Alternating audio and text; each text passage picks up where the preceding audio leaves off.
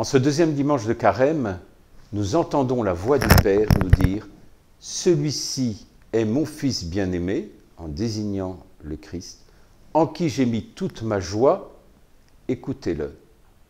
La question alors, c'est quel est le sujet de conversation entre Moïse, Élie et Jésus, qui est ce que nous devons écouter. Évidemment, nous découvrons en lisant l'Évangile que cette question, c'est la passion et la mort du Christ. Pourquoi faut-il que le Christ meure?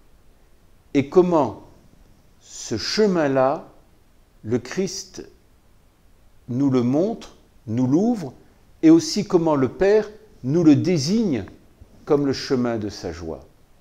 Il y a à découvrir alors dans ce récit la communion de volonté entre la volonté du Christ et la volonté du Père.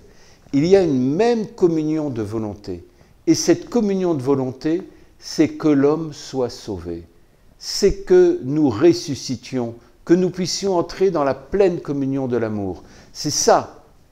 La première chose que nous écoutons dans ce jour de la transfiguration, c'est cette communion de volonté entre Dieu le Père et Jésus, le Christ, son Fils. Et que ce chemin passe par la croix, oui. Mais quel est le sens de la croix?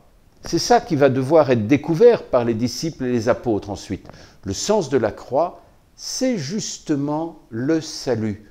Dieu assume l'humanité jusqu'à sa mort pour que toute l'humanité puisse entrer dans la vie et dans la communion avec le Christ.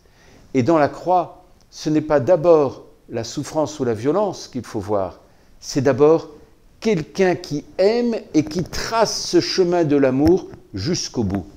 Oui, en le jour de la transfiguration que nous célébrons aujourd'hui, le Christ nous a aimés et nous aime jusqu'au bout, jusqu'au télos, jusqu'à la finalité de l'amour, que nous puissions entrer dans la communion avec le Père. Merci, bonne journée de Carême.